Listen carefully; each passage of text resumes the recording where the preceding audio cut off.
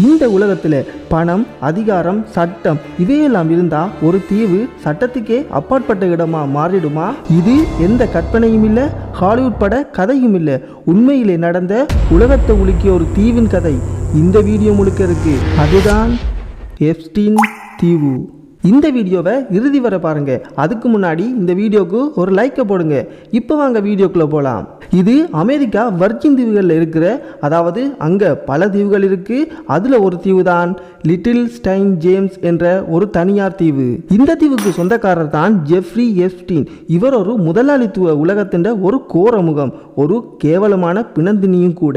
எந்த ஒரு தகமையும் இல்லாமல் டெல்டன் பாடசாலையில் ஆசிரியராக வேலைக்கு சேர்ந்த இவர் அங்கதான் இவரோட ஆட்டத்தை ஆரம்பிக்கிறார். அங்க படிக்கிற மாணவிகள்கிட்ட மசாஜ் வேலை இருக்கு, அதிக பணம் தருவோம் என்று சொல்லி சிறுவர்கள் என்று கூட பார்க்காம வேலைக்கு சேர்க்குது இந்த பிண்டம். ஏன் இவரை பிண்டம் என்று சொன்னதுக்குரிய அர்த்தம் போக போக உங்களுக்கே விளங்கும். ஆனால் வேலைக்கு வந்த மாணவிகள் எல்லோரும் துன்புறுத்தல்கள் மற்றும் பாலியல் துஷ்பிரயோகத்துக்கு உள்ளாகிறாங்க.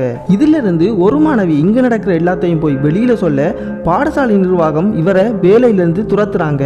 பிறகு வங்கி மற்றும் நிதித்துறை என்று பல கம்பெனில பல முதலீடுகள் செய்து திடீர் கோடீஸ்வரனாகி லிட்டில் ஸ்டைன் ஜேம்ஸ் தீவை 1998 சொந்தமாக வாங்குறார். அந்த தீவை வெளியிலிருந்து பார்க்குறவங்களுக்கு தான் அது ஒரு லக்ஸரி ரிசார்ட்.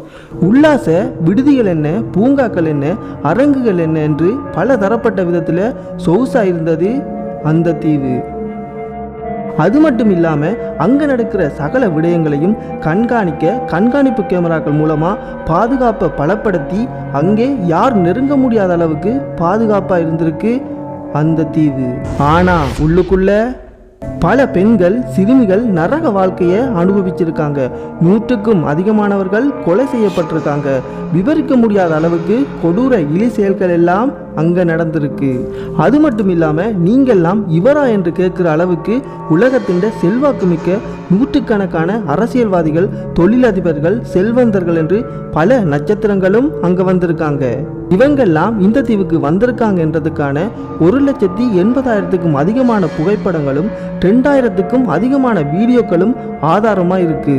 அதில் Donald Trump, Elon Musk, Bill Gates, விஞ்ஞானி ஸ்டீபன் ஹாக்கிங்கோட புகைப்படம் கூட அந்த ஆதாரத்தில் அடங்கியிருக்கு.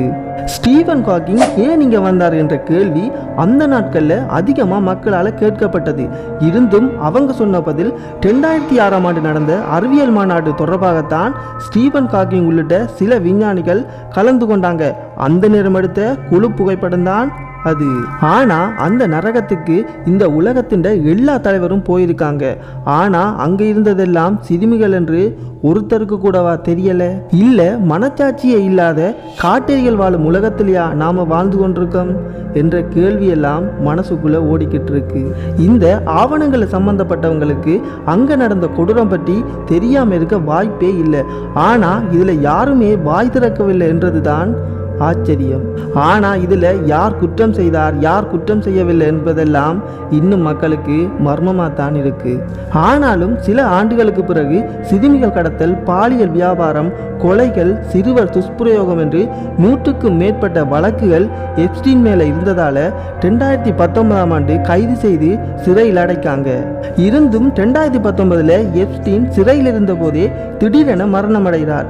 இது அதிகாரப்பூர்வமாக தற்கொலை என்று சொன்னாலும் இவர் மரணம் இன்றைக்கு வரைக்கும் மர்மம்தான். அது மட்டும் இல்லாமல் அன்றைக்கு பாதுகாப்பு கடமையில் இருந்த பாதுகாப்பு அதிகாரிகள் எல்லாம் மயக்க நிலையில் இருந்திருக்காங்கன்னு சொல்கிறாங்க. ஏனென்றா அங்கே இருந்த கேமரா அன்றைக்கு ஒரு நாள் மட்டும் செயலில் இருந்திருக்கு. எப்ஸ்டீன் இறந்தாலும் கேள்விகள் இன்னும் உயிரோடு தான் இருக்கு.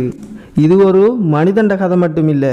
எப்ஸ்டீன் தீவு உயர் வர்க்கத்தின் உல்லாச தீவு என்றா அதற்கு அடுத்துள்ள கீழ்வர்க்கங்களுக்கும் அவர்கள வசதிக்கேற்ப சின்ன சின்ன எப்ஸ்டீன் தீவுகள் எத்தனை இருக்கும்? பணம், அதிகாரம், சட்டம் இவையெல்லாம் எப்படி மோதிக்கொள்ளுது என்றதுக்கான ஒரு இருண்ட எடுத்துக்காட்டு தான் இந்த எப்ஸ்டீன் தீவு. இறுதியா உண்மை எப்போதும் வெளிச்சத்துக்கு வந்தே தீரும். இந்த மாதிரி உண்மை சம்பவங்களை நீங்கள் தொடர்ந்து கேட்க விரும்புனா தமிழ் தட சேனலை சப்ஸ்கிரைப் பண்ணிக்கொள்ளுங்க. மறக்காமல் லைக்கை போட்டுட்டு உங்கள் ஃப்ரெண்ட்ஸுக்கும் இதை ஷேர் பண்ணுங்கள்.